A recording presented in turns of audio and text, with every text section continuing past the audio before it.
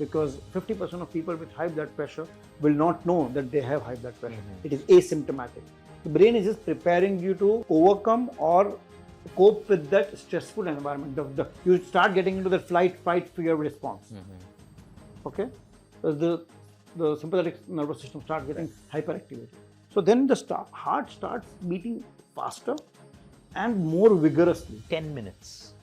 Only 10 minutes a day. The scientific benefits of just meditation or deep breathing. Just by being in the parasympathetic nervous system, everything changes with these little powerful tools that are available. Walk or exercise at a speed at which you can't talk. That is your target heart rate. Welcome to the Luke Coutinho Show, where we can learn to reimagine our lifestyle. Dr. Maulik, it's a pleasure to have you on Reimagine Your Lifestyle. Thank you for inviting me. No, thank you. We share common patients. Yeah, a lot of them. And your subject is so interesting. I know you're a renowned cardiologist, but the procedures that you do, and that's why we wanted to talk about that today.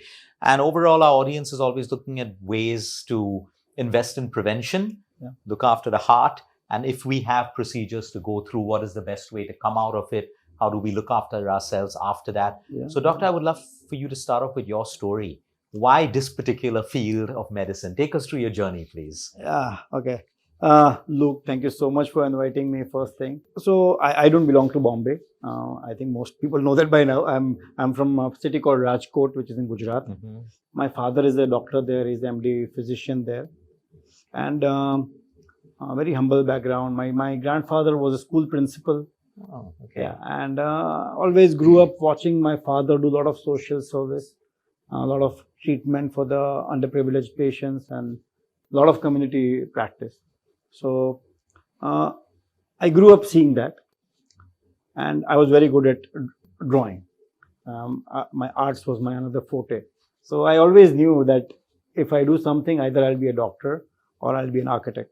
Wow. And but yeah, I mean, my interest was always more towards medicine. So I chose MBBS as my field of interest, and I entered MBBS, and I came to Bombay for my education primarily. And I did my MBBS from Bombay. Then for my MD, which is the medicine, the post-graduation, I went to Baroda Medical College, and there I did my MD. And then again for my cardiology super specialty training, I came back to Bombay. I was with Hinduja Hospital for 3 years as a trainee, and then another 2 years as a junior consultant. And then I went abroad. I was in Budapest for 1.5 years. So there I learned all this niche interventions, and then I came back over and joined the Reliance Foundation Hospital, and we started this whole new program, the structural heart program, where we do obviously angiographies, angioplasties, but much more than that. So this is my journey, and I always felt that, basically I never knew when I started that I'll become a cardiologist. But as the medicine grew on me, I realized what are my likings, what are my dislikes, and cardiology always fascinated me. And the medical college where I did my post-graduation MD, we had our first new cath lab where we do angiographies, angioplasties installed there when I was in my second year of residency in my medicine. And that kind of, pulled me towards the whole field and explore the possibilities. And then, one thing led to another. And that's how I'm here. Wow. Wow. That's so interesting. And you talk about the structural program that you're running. Can you explain a little bit more about that? Because there are so many facets of cardiology. Yes. Yours is very, very super specialized. So I would love for you to explain to our audience. Yeah. So basically, when I trained in India for my super specialty in Hinduja Hospital, and then elsewhere I practiced, we were doing angiographies, angioplasties. Angiography is where you see the heart arteries. Angioplasty is where you open the blockages with balloon and stents. So that was pretty commonplace by that time. I'm talking about 10 years from before now. And I had a lot of good exposure in those procedures.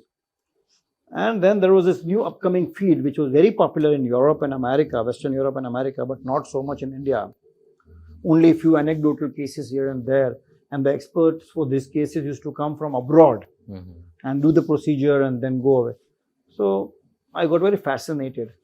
Like, So structural heart intervention is basically all those procedures which earlier required an open heart surgery, now being done with just a small puncture in the groin under local anesthesia, patient fully awake, and patient walks the same day and goes home in 24 to 36 hours. And the basket of procedures that the structural heart intervention offers is minimally invasive valve replacements.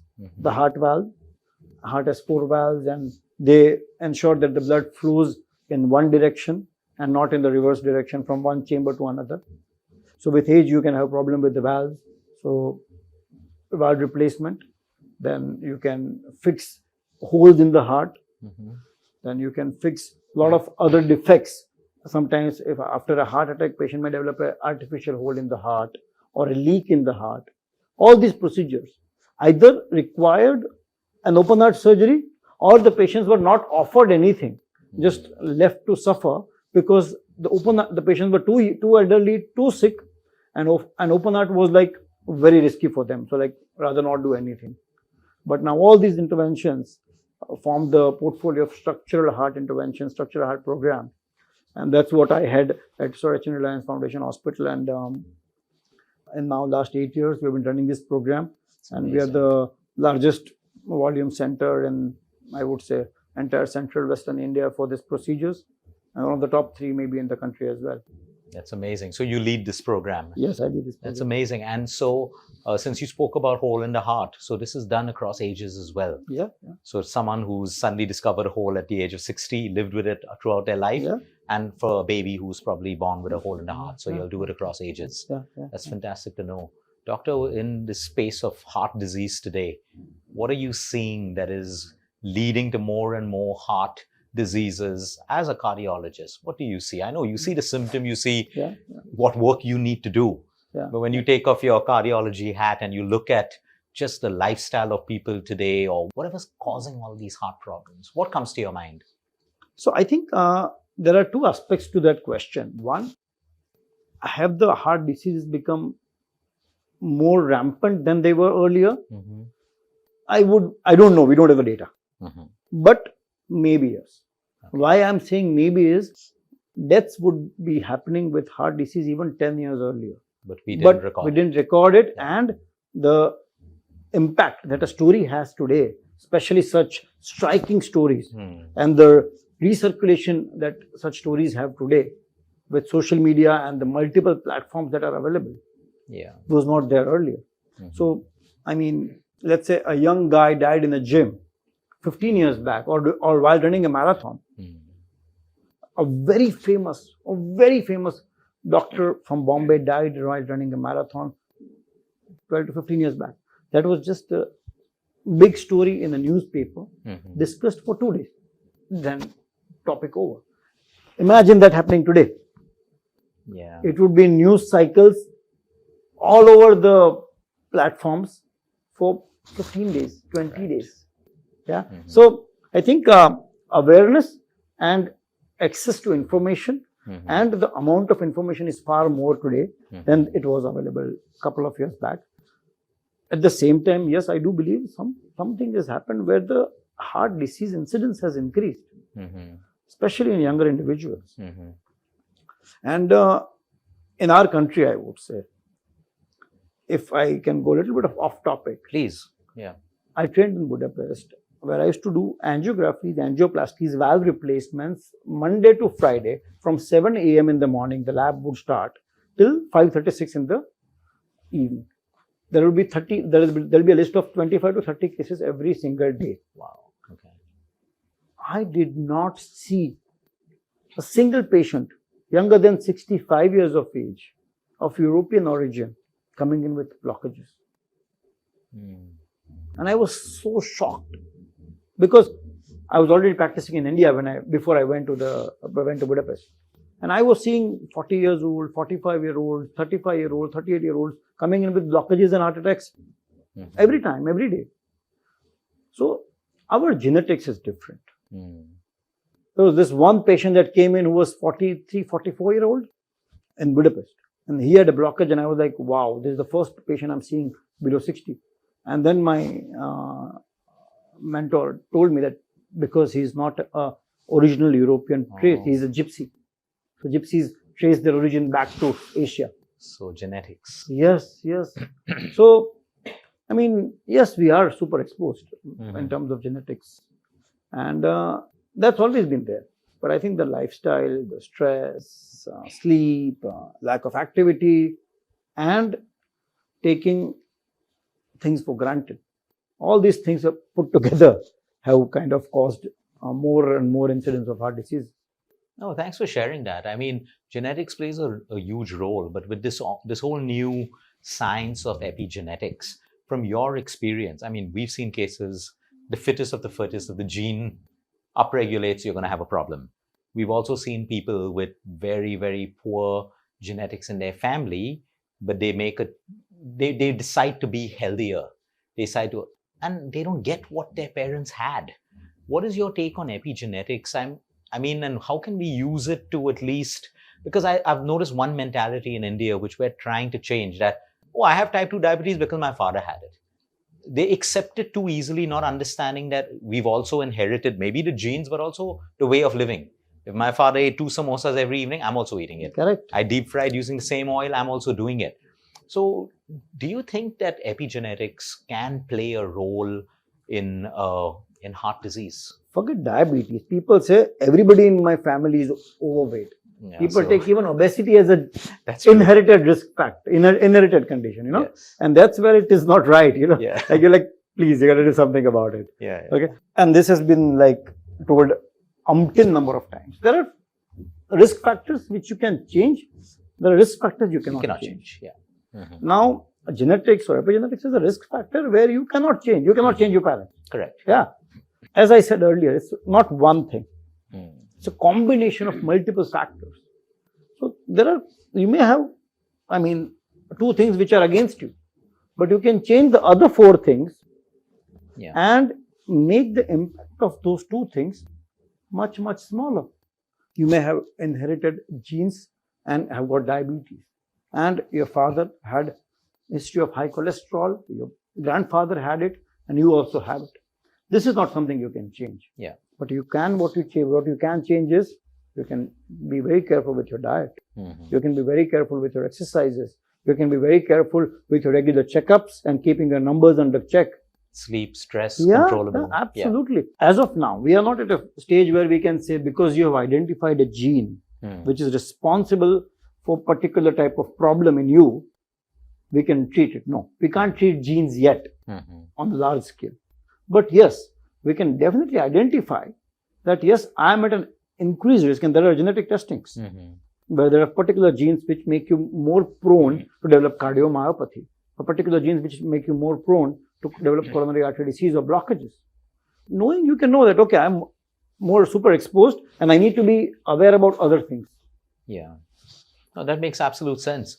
So, doctor, when you look at today's generation, I don't mean Gen Zs, millennials, I meant all of us together, the generation together.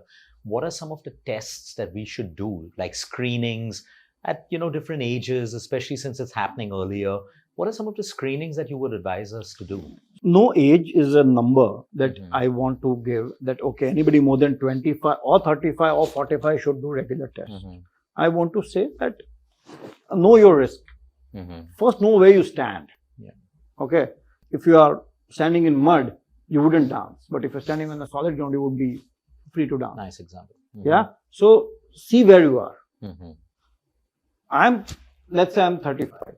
My father has a history of heart issues. I have high cholesterol. My grandfather died of a heart attack. Or I have a history of sudden cardiac death in my family. I need to be tested now, or rather yesterday. But I have genes is family history is the most strongest piece of risk factor that you need to be worried about. Because we have seen people who are like super healthy, marathon runners.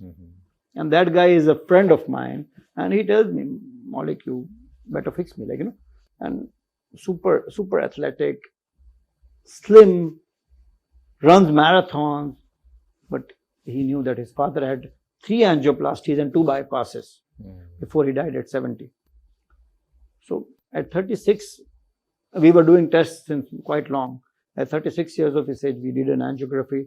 He needed 3 stents, despite all the other parameters under control for many years.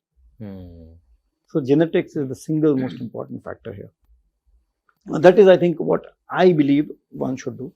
Apart from that, the testing cycle is concerned. I would say anybody who has any of the risk factors, more than 35 years of age, a yearly or a 2-yearly heart tests. And what I mean by heart test is your complete blood profile, your CBC and all these things, your kidney and liver functions, your cholesterol, and not only the basic but the extended one, which includes the lipoproteins and ApoA and ApoBs, and your diabetes, your HbA1c, that these are the blood and urine blood tests. And as far as the heart tests are concerned, an ECG, a 2D echo, and a stress test. And if you have diabetes or a family history, maybe add calcium scoring to it. That's an interesting point. So if you have diabetes, it's always better to look at the calcium score, right? Yeah. Because again, we can't say one thing fits everybody. Correct, it's about individualizing the diagnosis and approach to a given patient. So this is what I think one should do. And then based on your results, the frequency and vigorousness of further testing. So from the preventive stage, because today a lot of people are now, the whole longevity, culture that's building up. People want to, so someone just wants to look at their heart and they just want to do an, like you said, not a plasty, not where you're putting stents, but you just want to look at your vessels. Can you proactively do that test? Is it suggested? Because people are taking longevity to the next level of, I want to look at my heart right now. A CT AngioScore may not be the best. So what's your take on that? On-demand CT angio, as I would call it. Yeah. Not indicated by doctor, not prescribed by doctor, but on demand. If you have risk factors and if you're more than 35, I would not consider it as a bad test. Yeah. A little bit of radiation, a little bit of dye. Yeah. Doesn't do any harm in long term. Yeah. Unless you're doing it every year. You can't Absolutely, do it. You can't do it. Like you can do it 1 in 5 years, 6 years, that's fine. I know, CT scan gives radiation, fully agreed. Yeah. But the information that you get, same 35-year-old guy, we knew we had to target all this because we knew that his calcium score was very high. He already had blockages on CT scan, on CT angio, which are 50%, 60%. His stress was always negative. A person who has diabetes, who does not have diabetes, but has a family history of heart disease, who's fit and active, but has high cholesterol. Now, if the person has CT angio, which is completely clean, no plaques also, no small lipid deposit also, then for him, my tolerance for lipids is much higher compared to a same person with CT angio showing mild plaque buildup, no blockages, but plaque buildup has already started. I would more aggressively treat those lipids. Your approach to the treatment changes. So, in a given patient, if there are risk factors which are pre-existing, I don't think CT angio is a bad test to do. Okay. It tells you where you stand. Okay. And then give you a calcium score and tell you what's happening. Yeah, and then you can go from there and change your lifestyle. Right. Because then I've seen it in many. It's also a motivation. Yeah, that's what I was saying. A lot of people, when they ask us, we have a lot of these biohackers who come to us, or their parents have gone through cancer and they've suddenly taken health to another level. And they're like, but Luke, what if I find something wrong? I'll be motivated to make changes. Yes, I know we should be motivated to look after our health, but it's a difficult thing anyway. You know what I tell my patients who I want them to lose, or who I want to lose weight? I tell them to do nothing. I mean, obviously we tell them to eat healthy, exercise. I tell them, keep a diary at your bedside.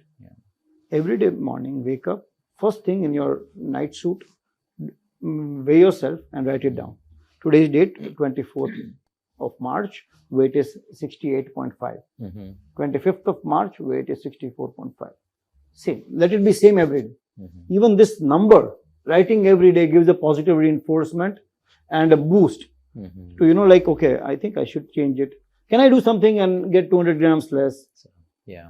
So it's just about knowing. Tracking your data, basically. Yeah. That's an interesting point. I like that. The only thing is a lot of people get addicted to that number. And I have some people who their day starts off badly when they see that they put on weight. Yeah, Everyone doesn't see it as a motivation. I know there is always a flip side. But I like the thing before bedtime. I kind of like that. That's this ring. Yeah, that can really create trouble. The numbers that you're telling me. I'll be honest with you. Yeah, what's your take on all of these gadgets? Like, I'll be honest. I'm testing out this band only for sleep data. I sleep like a baby. Yeah. Okay, touch wood. But the kind of breakup of the slow wave sleep and the REM sleep, for me, I'm very curious to know more about sleep. It's a huge factor in our practice. And so I've been looking at the data, I've been looking at rings, all of that stuff. This data is so accurate. I tested I took a 5 mg of melatonin. Okay, I don't need it usually. Yeah. But with a melatonin, I sleep so deeply as you would. And your deep sleep, your slow wave sleep literally doubles. Yeah. Literally doubles. Yeah. Now, someone wears this who is completely addicted to numbers. They get stressed out. Oh, look, I've not slept well today. My REM sleep, oh no, that's why I can't remember today, because my REM sleep memory consolidation is, this some exactly people get so problem. anxious. That is exactly the problem. Yeah. Forget the rings, with the Apple Watches. Yeah. We get so many patients in our OPD, young guys who have no problem. They come for consult. My heart rate remains high all the time. Oh, and the watch gives you the sinus rhythms. Yes. They keep taking their ECGs. Yeah. With the watch, and the anxiety of higher heart rate causes even higher heart rate. And it's a cycle with which they can't get out of. So I remember at least 10 patients whom I told, please stop wearing the digital watch. It's great for some people, and for some people who's making there are patients who are elderly guys. I've told them to start wearing one. Yeah. Because it gives you an alarm for atrial fibrillation. Correct. Yeah. So, I mean, too much of anything is not good. Yeah. See, lot of these devices give heart rate variability and all this. But many of those parameters have been given up by cardiologists long back, because they did not show any significance in terms of the treatment or mortality or morbidity benefit. So yes, I can give you 20 numbers, but how many of them are validated in mid-term or short-term or long-term and have been shown to, by changing those, you can change morbidity, mortality, anything? No, then give them up. I mean, I can count many things, but is it important? Yeah, I can count. Yeah. I can count how many steps the room is, but what's the use? Correct. Yeah. And I always see this, when I go to this stores and even this wearable device market, it's a huge market, and doctor will give like 20 numbers. What are the proven results of these numbers? What is the implication? Sleep, yes. Quality of sleep matters. I don't think, as you said correctly, the anxiety of something wrong with you when it is actually not. Correct. Yeah. Causes more problem than the problem itself. I agree with you, because our bodies are physiologically designed to anyway adapt to one night you don't sleep, 2 nights, sudden spike in blood sugar. It's adapting all the time. But these become anxiety points. And I love what you said about the cycle. They create more cortisol and adrenaline, and the cycle just gets more and more and stuff. We see that it's a fear of being unwell makes you unwell. And we see this so many times. Beautifully put. People keep measuring their BP, blood pressure. Yeah. It's 135, 85. Is it high? Is it high? Is it? And then they keep measuring it every 10 minutes, and then it's even higher. Yeah. So, yes, numbers are good, but only when they're needed and only in the proportion they're needed. I think this is an amazing, very, very strong point that you brought out. Doctor, what do you do for your own health? You look pretty fit. And considering your work hours. I think we need to stop recording now. From 8 to no, I mean, I meet people from all facets of medicine, and you've looked after yourself very well. So, what is your routine? I mean, how do you stay fit? Because you're doing procedures. Obviously, you need energy, you need cognitive health, you need balance. That comes with you looking after yourself, right? No, so I try to eat healthy. I am not the one who goes on fasting or very restrict diets, but I try to eat healthy. I'm not telling you that I can always eat healthy. I try to eat healthy. I try to catch at least 5.5, 6 hours of sleep. And is that enough for you? Do you feel it gets you through your day, or do you feel at some points I need more sleep? No, I think it's okay. It works. And sometimes I take out some time and take a 15-minute power nap after that's powerful. sitting in my chair. Yeah. not even lying down, sitting in my chair, just in my cabin, draw the curtain, just 15 minutes of shut eye time. Nice. And I try to do some brisk walk and some stretch. So when I get up in the morning, I try to do some stretching, some mobility in the bed. And during the week, maybe 3 to 4 days a week, I try to do 30 to 40 minutes of brisk walk. Nice. That's all that I can get in. I want to do more, but I don't think time is an excuse, but it's the motivation. At least you have to want to do it. Yeah, that's important. I cannot say time is an excuse, because if you want to do something, you'll always find time for that. True. Yeah. And stress levels. How do you manage your stress levels? How do you manage difficult ups and downs and emotions? Yeah, that can be challenging. I have never given advice to any of my patients, and I think this is contradictory to what most people would say, that reduce your stress. You cannot do that. Can I stop doing my job? No. If you are a banker, can you stop doing your job? You cannot. So to tell somebody that, reduce your stress at your work or if somebody is ill in your family, he is ill. You cannot undo Change it. that, yeah. So I think it's an oxymoron to tell somebody to reduce your stress. You can't do that. Okay. If I have some financial burden, I have it. Yeah. I cannot not have it by just doctor advising me against it. What I try to tell people is, get small time where you're disconnected. Go away. Take small breaks. Go out with your friends. Spend some social time with family and friends. So that is what kind of recharges your brain. So you kind of negate the stress that you've been undergoing. Yeah. And there is enough data. There is a huge Harvard study, and I think you must be knowing about it. The people who were socially engaged or involved lived longer compared to those who were not socially very engaged or who lived alone. Absolutely. So getting small breaks, being with nature, being with friends and family, and basically disconnecting with what you're doing every day for a few minutes is what I try to do. It may be a very stupid movie that I watch, or it may be something that I see on my phone, or it may be a book that I try to read. But that is what I try to do when it comes to stress. De-stress for a few moments. You cannot, how can you tell somebody to not take stress? It's not possible. How is it possible? You tell me, you are a wellness coach, you tell me, how do you? You can't. We have to teach people to navigate through what they have. And we need to teach them that if you know you have a stressful day tomorrow, things like your sleep tonight can help you. What you eat can help you better. More caffeine will make you more stressed. We can only give people tools to navigate through it, but you cannot tell someone to reduce stress. It's like telling them bring down cortisol and adrenaline. Sorry, but that's the stupidest advice I can give to my patient. Reduce your stress. What am I?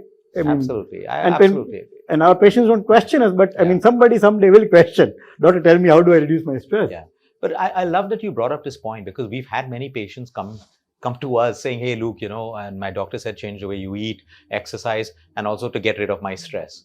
And I'm like, we can help you with this, but we cannot get rid of your stress, but we can give you tools. Are you willing to make a change? Are you willing? And then we give them little tools and stuff. So I'm happy that you said that upfront, because then people have that extra burden. Another thing doctor said to reduce stress, but how do I do it? So And again, the same cycle comes in. The stress of being in a stressful environment makes you feel sick. Yeah. I do angioplasties in patients, and then they come back after 2 months. Wife is worried, and the patient himself is worried because wife is telling him again and again, it's okay to be stressed at your job. I also tell my patients to go to some kind of yoga classes and adapt yoga and pranayama, because meditation and yoga do help a lot in stress management. I don't do it personally, but I tell a lot of my patients to do it. Just to add, since we were talking about a research study, there's this beautiful study, 10 minutes, only 10 minutes a day. And you can even split it into 5 and 5. The scientific benefits of just meditation or deep breathing. And we've seen that. We've seen that in our patients before procedure, after procedure, before a chemo cycle. After, just by being in the parasympathetic nervous system, everything changes with these little powerful tools that are available. Absolutely. So that's what we want to teach our patients, but not tell them you're stressed out. And sometimes we have to counsel families because you're absolutely right. The wife's stress or the husband's stress is creating a whole culture of stress in the family. Now everyone is stressed. And then Yeah. and they're not wrong. I mean, they're worried wrong, that this, yeah. my dear one has gone through a big procedure or a Yeah. surgery, and now he's not able to, become stress free. What will Mhm. happen? Will he go back to the hospital? Mhm. So I think I always try to tell everybody that it's okay to Yeah. have stress. And that's how humans work. I mean, that's how we work. Yes. We have to accept it and navigate through it. Yes, Yeah. we have to. So, doctor, that's one thing. What about the impact of chronic stress on the heart? Because see, some people, Yeah. today we are living in a world where people want to do more. Some are ambitious. Some people have genuine issues of moving from one issue to another. Some people are stuck in toxic relationships, Yeah. toxic jobs, that chronic stress of always being. What are the negative side effects on the heart at a physiological level? Heart has three things. Mhm. One, rhythm problems, Mhm. where heart rate can become fast or slow. And I'm talking purely organic cardiology. Second is when the heart muscles become weak Mhm. without blockages, we call it cardiomyopathy. And third is blockages. Mhm. Stress can lead to all three of the problems. Mhm. First is heart rhythm being abnormal. Mhm. A stress, not only emotional, but even bodily stress. Yeah. Stress of a surgery, stress of a losing somebody who is close to you, stress of a toxic environment, Overtraining. overtraining. It Mhm. can give rise to atrial fibrillation, Mhm. excessive sympathetic stimulant to the heart, Mhm. and it gives basically Mhm. irregular and fast heartbeat, which is detrimental. When we talk about heart muscle, the muscle itself, suddenly heart pumping from 55 to 60%, which is the normal pumping, goes down to 25%. We call it Takotsubo cardiomyopathy or stress cardiomyopathy. It's an actual thing. Wow. It's an actual thing, and it's also known as broken heart syndrome. Oh, that's what I know the broken heart syndrome Yeah, part. broken so heart that's syndrome, the technical term. Stress-induced cardiomyopathy, and Takotsubo cardiomyopathy. All three are same. So anybody who is exposed to very, very high level of stress in terms of mental, physical, or bodily, like a 70-year-old who's admitted with a stroke or who's admitted with severe infection, even that is a type of stress on the heart. Mhm.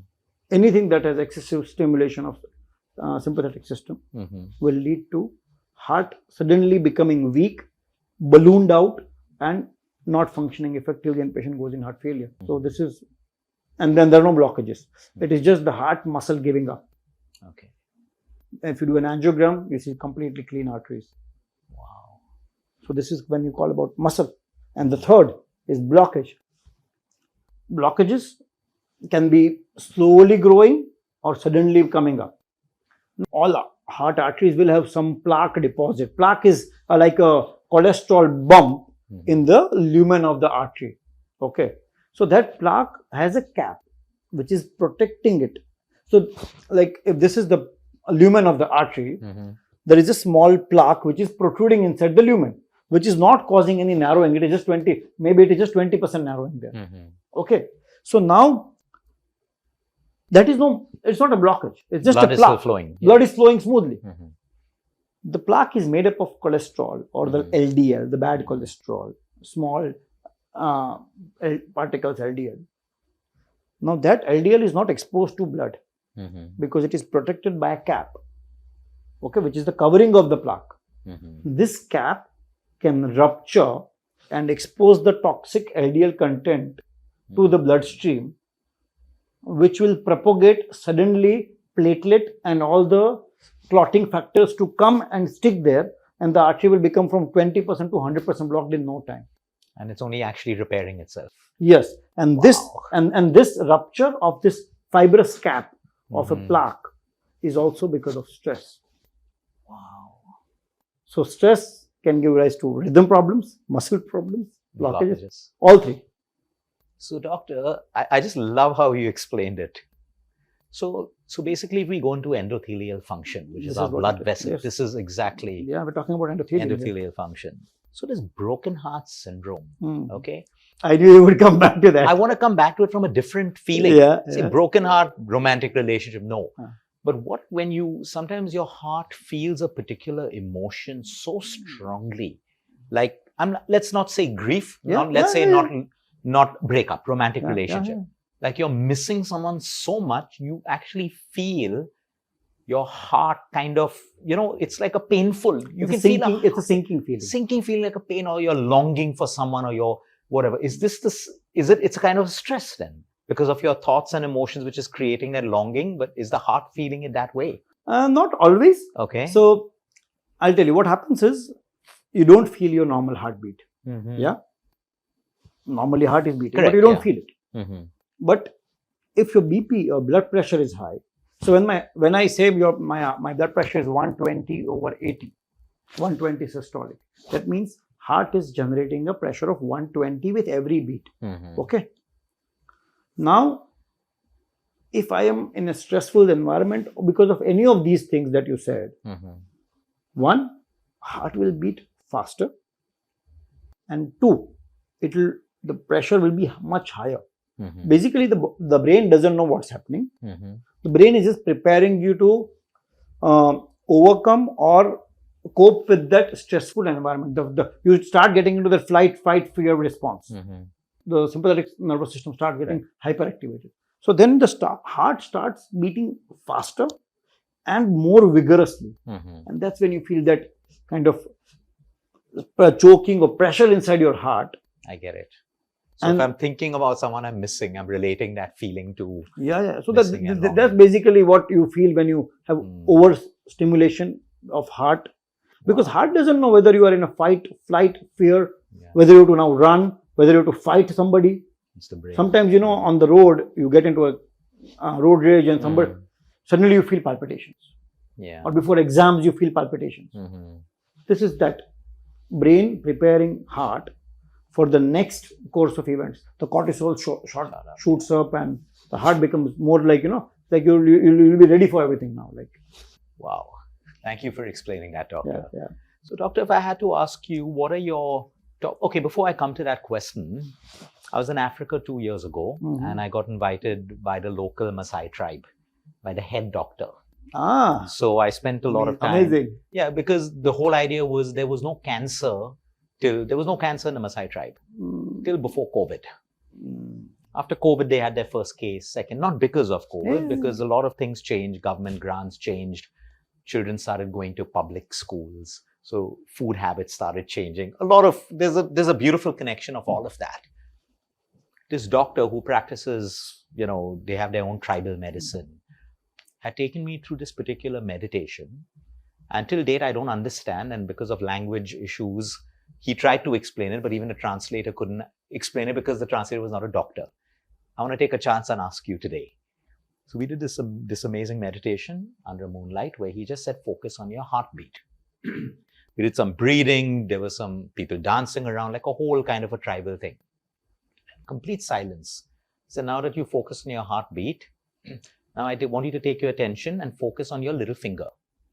And you will feel a heartbeat in your little finger.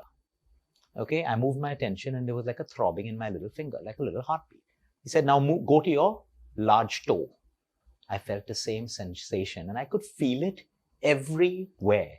Till date, I've not figured out what it could be or what it was. And even sometimes when I practice meditation, I just do that same thing. Once I focus on my heartbeat, I've got the rhythm, I know what I move it to a per body part and I can feel the beat at that same kind of a pulse, beat in different parts of my body. So I tried even in the forearm, not just the extremities because of our pulse endings. What would you say about this? I don't know exactly what you're talking about, but I can tell you something. Yeah. Meditation makes you aware. So heart is, you can feel your pulse everywhere. Okay? If you put your finger here, you can feel your pulse. Just put your finger here. Yeah, I can feel it. You can feel it? I can feel it. This is called anesthetist pulse. Okay.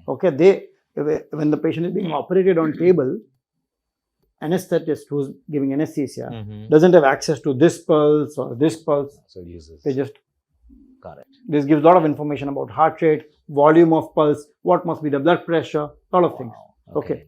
You can feel the same at the very, very distal part of, because it's all beating goes everywhere. It's just about being aware. Wow. That's what it is, I think. Yeah. Because, I mean, we feel the pulse. When the patient walks in, elderly patient, we always feel the pulse in the leg and see how the circle, that gives me an idea about how the overall, this is the distal most pulse. The moment I know that this is bounding and healthy and nice, I know the status of the cardiovascular system, that there are no, the veins and arteries are relatively healthy for that age. So these are the things. I think what we're talking about is just being aware of what's already happening. So, okay, I get it. Thank you for that. Yeah. Doctor, what is your advice to our audience out there? Oh yeah, before that, I have one more question. The effects of vaping on the heart as a muscle. I mean, we have a ton of cases where we can show a direct correlation with everything. But I would love, because I think you have this beautiful gift of being able to simplify your explanations, which is so amazing. You know, vaping, I don't want to talk about smoking, tobacco, all of that. But if we specifically take what's happening in the heart when someone is vaping? So any stimulant, so is vaping. Yeah. Any stimulant will ultimately give heart when you lie down, when you sleep, heart rate is 40. Your blood pressure is 90 or 100. Same person gets up, starts his work in the day, blood pressure becomes 120, heart rate is 70. Why? Because the brain and the body knows what is the current requirement.